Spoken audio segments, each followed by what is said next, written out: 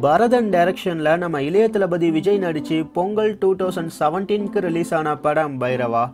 இந்த படத்தோட India cross 80.7 crore, Overseas cross 31.25 crore. மொத்தமா இந்த படத்தோட world wide box office collection 112 crore. Karnataka, Kerala, தமிழ்நாடுன்னு எல்லா இடங்கள்லயும் பைரவா ஜனவரி 12 ரிலீஸ் ஆனாலும் ஆந்திரா, தெலுங்கானால மட்டும் இந்த படம் ரிலீஸ் ஆகல. வர மே 26 பைரவாவை தெலுங்குல டப் பண்ணி ரிலீஸ் பண்ண போறாங்க.